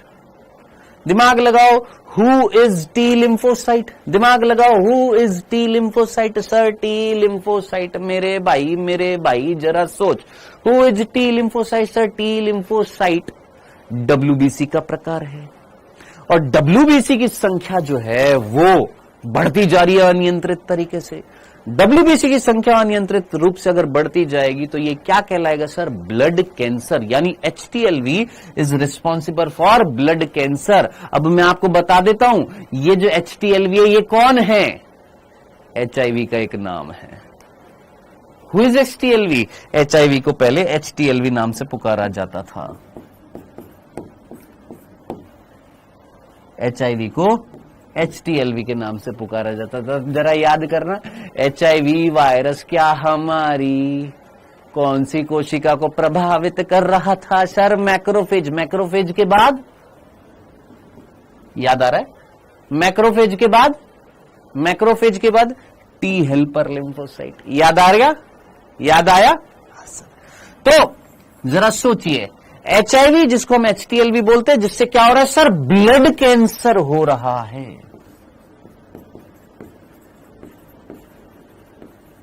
क्या हो रहा है गुरु? ब्लड कैंसर हो रहा है। अनियंत्रित हो गई है T helper lymphocytes. Plasma B कोशिकाओं को काम नहीं करने देंगी या प्लाज्मा बी कोशिकाओं को प्रेरित नहीं करेंगी क्योंकि वो अविभेदित है। इसलिए वर्ड आया था अविभेदित। अविभेदित मतलब जो डेफिनेट फंक्शन नहीं कर पाएंगी। जरा सोचिए, ब्लड कैंसर ल्यूकेमिया हो जाएगा। ऐसे कैंसर को नाम दिया जाता है कापोसी सार्कोमा वायरस, या ऐसे वायरस को हम बोलते हैं कापोसी वायरस बोलते हैं और इस कैंसर को हम बोलते हैं कापोसी सार्कोमा बोलते हैं। ठीक है, डन। तो जस्ट एक एग्जाम्पल बताना था कि कौन से वायरस हैं। तो बेटा ये HTLV एक वायरस जिसको पहले HIV को HTLV बोला जाता है और भी कई सारे नाम दिए जाते थे। HIV को लिम्फेडिनोपैथी एसोसिएटेड वायरस बोला जाता है, LAV बोला जाता था, HIV को पहले HTLV बोला जाता था, कई सारे नाम होते थे। डन। तो इतनी सी बात है। यस, HCLV HTLV, बहुत बढ़िया आर्यन कुमार, बहुत बढ़िया। चलिए, तो कुल मिलाकर प्रश्न पूछा जाएगा वायरल ऑन्कोजीन क्या है? वो वायरस जिसकी वजह से प्रोटो ऑन्कोजीन में बदल रहे हैं और जिसकी वजह से ये भी बदल सकता है, फाइनली आबुर्द बनने के चांसेस होते हैं। तो जैविक कारक भी हो सकते हैं, रासायनिक कारक भी हो सकते हैं, भौतिक कारक भी हो सकते हैं, किरणें भी हो सकती हैं। कौन? कार्सिनोजेंस। हाँ, क्लियर है? चलिए, तो कुल मिलाकर मेरे भाई 8वां बिंदु था, कार्सिनोजन की बात करिए। नेक्स्ट 9th बिंदु पर आते हैं। अब बात करते हैं सर डायग्नोसिस कैसे करेंगे, पता कैसे लगाएंगे कि कैंसर है कि नहीं है? निदान, ये वर्ड याद आ रहा है? निदान, डायग्नोसिस। डायग्नोसिस कैसे करेंगे सर? कैसे पता लगाएंगे कि भैया कैंसर हुआ है कि नहीं हुआ है? कैसे पता लगाएंगे कि कैंसर हुआ है कि नहीं हुआ है? तो पता लगाने के लिए एक एग्जाम्पल से बताता हूं मैं आपको, एक एग्जाम्पल से बताता हूं। जैसे किसी के फेफड़ों का कैंसर हुआ है, तो फेफड़ों के कैंसर में क्या होएगा भाई? सीधी सी बात है, सांस लेने में तकलीफ हो रही है। सांस लेने में तकलीफ होगी तो डॉक्टर के पास जाएंगे, डॉक्टर जो है एग्जामिन करेगा, टेस्ट करेगा। ठीक है, टेस्ट करेगा तो ऑब्वियस ही बात है, टेस्ट करने से कहीं ना कहीं पता लगेगा। अब एक टेस्ट होता है जिसका नाम होता है बायोप्सी। क्या होता है? बायोप्सी, जिसको हम बायोप्सी को हम जीवूती परीक्षा बोलते हैं हिंदी में।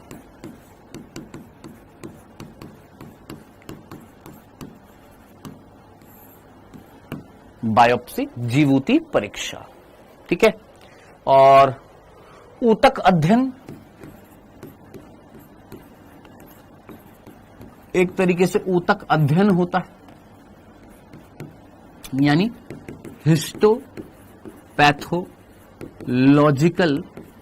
स्टडी होती है। सर समझ नहीं आया।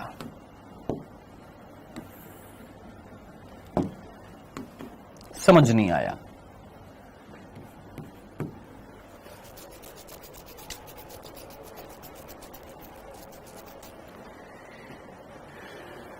आप में से कितने बच्चों ने अभी सुना है, एक एक्ट्रेस है जिसका नाम है हीना खान, सुना है नाम? हिस्टोपैथोलॉजिकल एग्जामिनेशन या हिस्टोपैथोलॉजिकल स्टडी एक ही चीज है बेटा। स्टडी बोल दीजिए, एग्जामिनेशन बोल दीजिए, अध्ययन करेंगे। हाँ जी, हीना खान नाम सुना आपने? एक एक्ट्रेस है, अगर आपने नाम सुना हो तो। सुना है? ठीक है। उसको ब्रेस्ट कैंसर हुआ था। क्या हुआ था? ब्रेस्ट कैंसर हुआ था, यानी स्तन ग्रंथियों का क्या हुआ था? कैंसर हुआ था।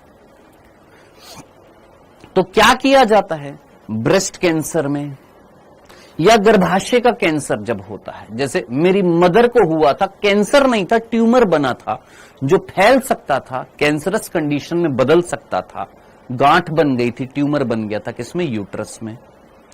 अमूमन वो लेडीज जिनके अंदर आर्तव चक्र बंद हो जाते हैं, ध्यान से सुनना, वो लेडीज, वो स्त्री जिनमें आर्तव चक्र बंद हो जाते हैं, तो आर्तव चक्र जब बंद हो जाते हैं यानी मेनोपॉज जब आ जाता है, तो सोचिए क्या बॉडी में हार्मोनल चेंजेस होंगे? इमेजिन करो, आर्तव चक्र जो था उसमें LH, FSH, प्रोजेस्टेरोन, एस्ट्रोजन, ये हार्मोन्स थे। हाँ सर, आर्तव चक्र बंद हो जाएंगे तो हार्मोनल इंबैलेंस होएगा। हार्मोनल इंबैलेंस होता है तो उसकी वजह से शरीर पर उन हार्मोन्स के इंबैलेंस से प्रभाव पड़ता है। हाँ जी, बिल्कुल पड़ता है। गर्भाशय पर पड़ेगा। सोचो, प्रोजेस्टेरोन गर्भाशय के एंडोमेट्रियम को मेंटेन कर रहा था। हाँ सर, हार्मोनल इंबैलेंस होएगा तो गर्भाशय पर प्रभाव पड़ेगा, पड़ेगा। तो गर्भाशय की कोशिकाओं पर अगर प्रभाव पड़ेगा तो मे बी पॉसिबल गर्भाशय की कोशिकाएं अनियंत्रित रूप से अगर विभाजन करने लग जाए तो गर्भाशय कैंसर हो सकता है, गर्भाशय ग्रीवा कैंसर हो सकता है, सर्विकल कैंसर हो सकता है, स्तन कैंसर हो सकता है। ठीक है, अब बात आ रही है बेटा इन कंडीशंस में सोचो, एक किसी के ब्रेन का कैंसर हुआ और एक किसी फीमेल में स्तन कैंसर या गर्भाशय का कैंसर हुआ, आपके हिसाब से कौन से भाग को निकाल देना चाहिए? सोचो, किसी को ब्रेन कैंसर है, ब्रेन निकाल दे, या किसी को स्तन कैंसर है, स्तन ग्रंथियों को हटा दे, गर्भाशय का कैंसर है, गर्भाशय को हटा दे, किसी को फेफड़े का कैंसर है, फेफड़े हटा दे।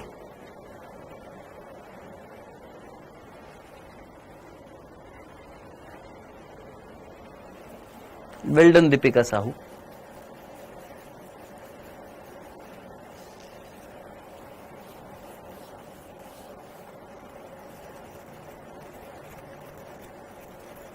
समझ में आ गया क्या कहना क्या चाह रहा हूं?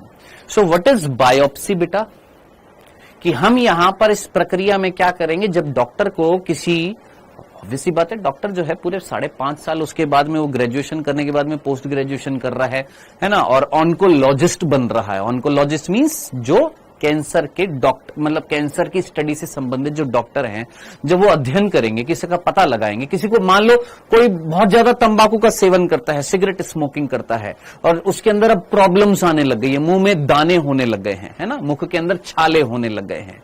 एक छाला होता है जो नॉर्मली कुछ दिनों बाद क्या हो जाता है, खत्म होने लग जाता है, लेकिन अब छाला होने लग गया और वो बढ़ने लग रहा है, मुंह के अंदर क्या होने लग रहा है, बढ़ने लग रहा है। डॉक्टर के पास जाएगा तो डॉक्टर क्या करेगा सर? बायोप्सी कराएगा। छोटा सा टुकड़ा लेंगे उस संक्रामित भाग का और उसकी क्या करेंगे, जांच करेंगे। तो बायोप्सी के अंतर्गत हम क्या करते हैं, संक्रामित भाग जो होएगा उस संक्रामित भाग का टुकड़ा लेंगे, छोटा सा टुकड़ा लेंगे और उसका अध्ययन करेंगे। क्या करेंगे? उसका अध्ययन करेंगे। अब जरा सोचिए, बहुत इजी होता है किसमें? ब्लड कैंसर में। किसमें इजी होएगा सर? ब्लड कैंसर में। ब्लड कैंसर में हम क्या करेंगे? ब्लड कैंसर क्या होता है याद रखना, जब WBC की मात्रा बढ़ जाती है, RBC की नहीं, कहीं बोलोगे RBC की मात्रा बढ़ जाती है, नहीं, WBC की। तो WBC की मात्रा जब बढ़ जाती है तो उसको हम क्या बोलते हैं? ब्लड कैंसर बोलते हैं, ल्यूकेमिया बोलते हैं। जरा सोचिए, क्या इसमें हम ब्लड का अध्ययन करेंगे? सोचो, क्या इसमें हम ब्लड का अध्ययन करेंगे? नहीं, इसमें हम बोन मैरो का, इसमें हम बोन मैरो का छोटा सा टुकड़ा लेंगे और थाइमस ग्रंथि जो है उसका छोटा सा टुकड़ा लेंगे और फिर हम क्या करेंगे? अध्ययन करेंगे। और ये हमारी एनसीईआरटी में लिखा हुआ है दोस्त। हाँ जी, पाप स्मीयर टेस्ट, उसकी अभी कोई जरूरत नहीं है। तो बोन मैरो का या थाइमस ग्रंथि का हम टुकड़ा लेंगे और अध्ययन करेंगे और पता लगाएंगे किसका? ब्लड कैंसर का। डन? ठीक है। अब देखिए, ये बायोप्सी जो है ठीक है करी जाती है, लेकिन ये बायोप्सी जो है ये सबसे बेस्ट तरीका होता है, लेकिन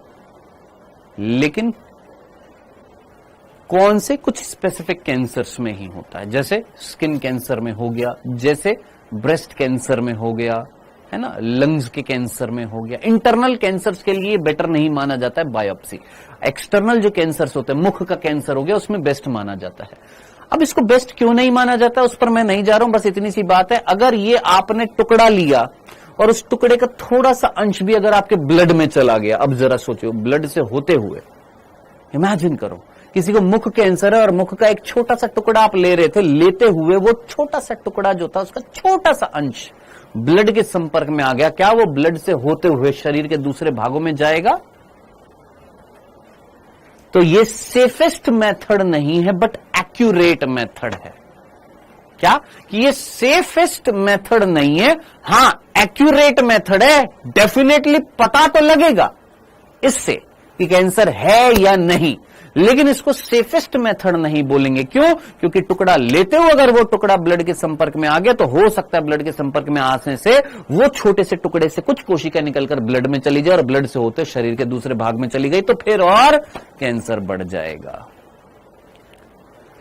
डन? तो बायोप्सी क्या होती है ये चीज समझ में आ गई। हमारी एनसीईआरटी में ये चीज लिखी हुई है, याद रखना, भूल मत जाना।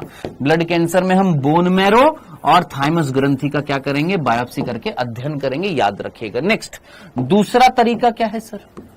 एक तो बायोप्सी है, दूसरा तरीका क्या है? रेडियोथेरेपी।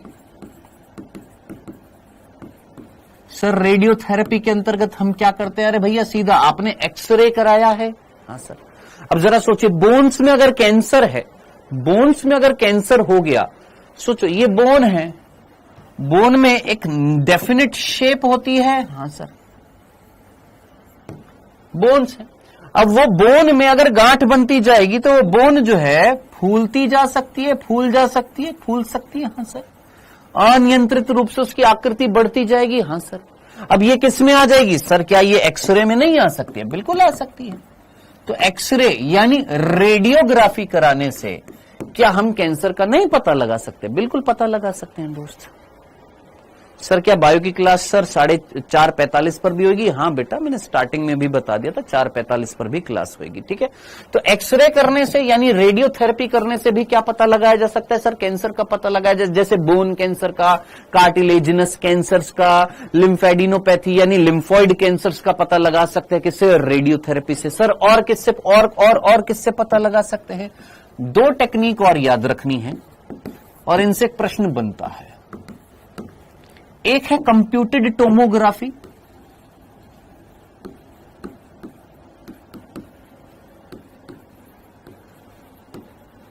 और एक है एमआरआई।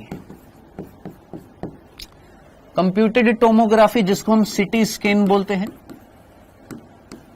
और एक है एमआरआई जिसको हम मैग्नेटिक रेजोनेंस इमेजिंग कहते हैं। ये 2 टेक्निक और हैं। कौन कौन सी? एक है कंप्यूटेड टोमोग्राफी और एक है मैग्नेटिक रेजोनेंस इमेजिंग। ठीक है जी। इसको हम सिटी स्कैन बोलते हैं और इसको हम एमआरआई बोलते हैं। दोनों नाम डेफिनेटली आपने सुने होंगे, सिटी स्कैन और एमआरआई। ठीक है, ये दोनों वर्ड आपने सुने हुए हैं। अब क्वेश्चन क्या आएगा? सर इस सिटी स्कैन में किसका उपयोग करते हैं? तो बेटा सिटी स्कैन में भी हम एक्सरे किरणों का उपयोग करते हैं और 3D इमेज बनाते हैं। जबकि रेडियोथेरेपीज जो थी, जो हम नॉर्मल एक्सरे कर रहे थे, वो एक एक्सरे फिल्म पर आता है। क्या वो 3D इमेज होती है? सोचना, लॉजिकली जरा सोचना। आप सब ने एक्सरे या तो करवाया हुआ होगा या नहीं भी कराया तो वो काली सी एक पन्नी सी आती है, एक्सरे फिल्म होती है, उस पे जो इमेज जो आती है क्या वो 3D होती है कि 2D होती है? 2D होती है। लेकिन अगर 3D इमेज चाहिए, एक्सरे किरणें डालकर अगर 3D इमेज अगर आप ऑब्टेन कर रहे हैं तो ऐसी टेक्निक को हम क्या बोलते हैं? सिटी स्कैन कहते हैं।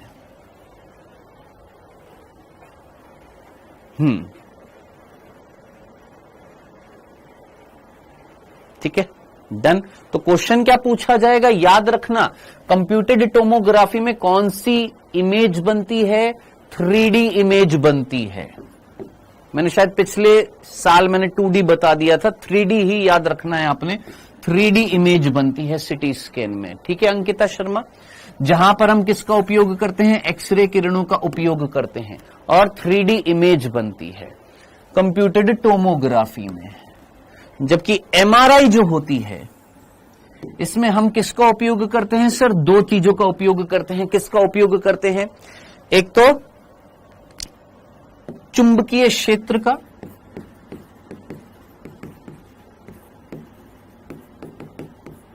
ठीक है, मैग्नेटिक रेजोनेंस होता है यहां पर, और एक होता है हमारा क्या? अनायनीकृत किरणें।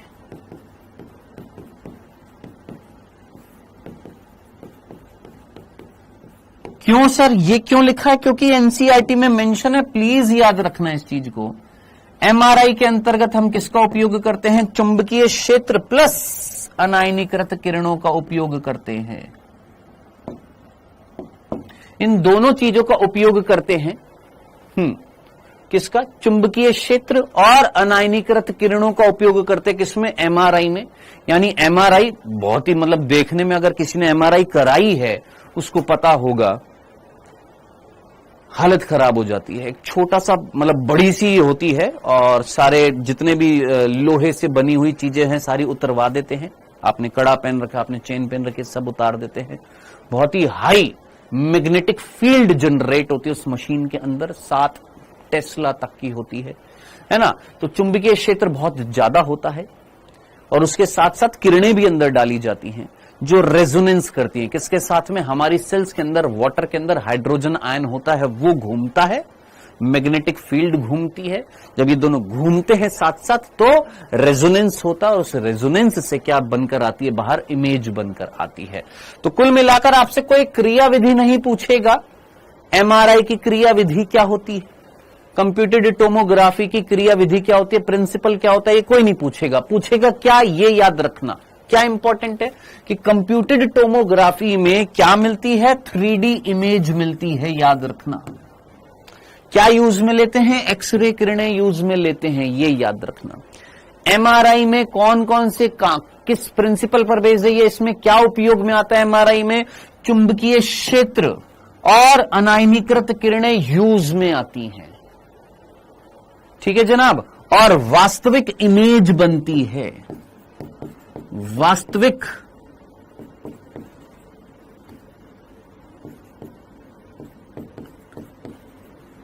इमेज बनती है यहां पर, किसमें, एमआरआई में। हाँ जी, ठीक है। तो ऑब्वियस ही बात है, वैसे तो 5D इमेज भी बन जाती है सेट ड्राइव्स में, लेकिन अभी 5D क्या होता है इस पर हम बहस नहीं करेंगे कि 5D क्या होता है। एक्चुअल वास्तविक इमेज बनकर आती है।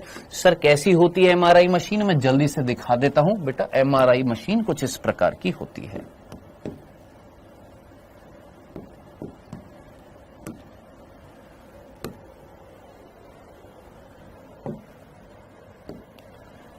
कुछ इस तरह की होती है एमआरआई मशीन, बहुत बड़ी होती है, घर घर साउंड जनरेट होती है। ये देखो इस तरीके से होती है। यहां पर पेशेंट को लिटा दिया जाता है, अंदर जाता है और अंदर कटर कटर साउंड आती है ना। बस बाकी हवा चलती रहती है, एसी चलता रहता है अंदर, बस आपके बांध दिया जाता है, मतलब आप अंदर ही रहते हैं और पांच एक मिनट में पूरा का पूरा काम हो जाता है। यस, हृदय के लिए हानिकारक भी होती है, ऑब्वियस सी बात है। अब ऐसा नहीं है कि एक बार एमआरआई कराने से आपको दिल का दौरा पड़ जाएगा। हाँ, एमआरआई हृदय के लिए हानिकारक उनके लिए होगी जिनके पेस मेकर डला होता है, क्योंकि पेस मेकर जो होता है उसमें मेटल्स यूज में आते हैं, और मेटल्स जो होते हैं उसको ये मैग्नेटिक फील्ड इतनी ज्यादा होती है कि उसको खींचती है। इसीलिए वो लोग जिनके पेस मेकर डला होता है उनका एमआरआई कराना थोड़ा सा सोफिस्टिकेटेड होता है, नहीं कराया जाता है। सर जिंदा आदमी अंदर जाता है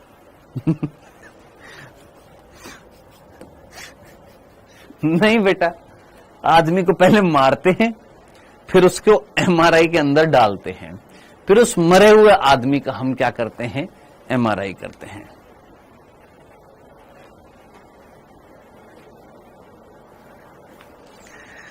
अनायनीकृत क्यों होती हैं? मतलब जैसे पराबैंगनी किरणें अनायनीकृत थी, ऐसे हम किरणों को डालते हैं इसके अंदर भी।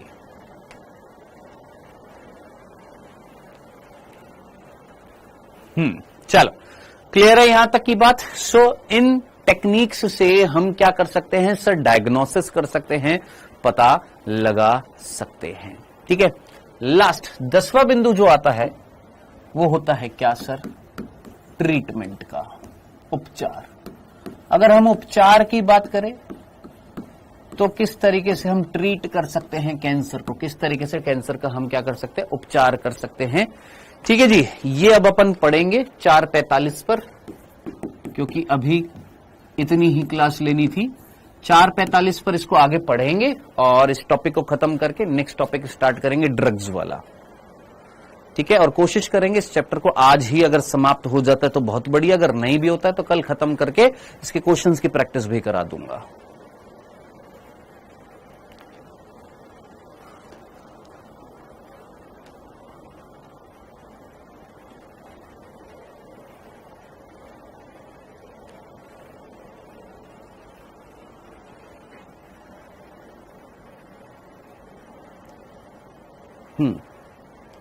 सर सिटी स्कैन की भी यही इमेज बता रहा है? नहीं, सिटी स्कैन इज डिफरेंट बेटा, सिटी स्कैन की अलग होती है।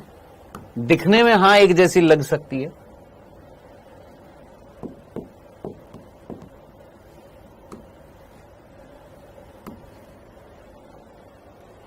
दिखने में लग सकती है,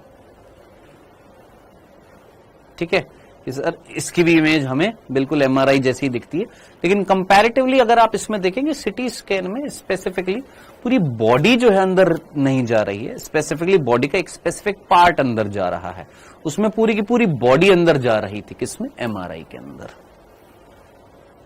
ठीक, चलो जी। सर बीड़ी पीने के बाद खांसी क्यों आती है? क्योंकि आप क्या भेज रहे हो अंदर? सर हम धुआं डाल रहे हैं, और धुआं अगर हम डालेंगे यानी बाहर से कोई चीज हमारे अंदर डालेंगे तो हमारा फेफड़ा क्या करेगा, उसको बाहर फेंकने की कोशिश करेगा, तो इसलिए खांसी आती है।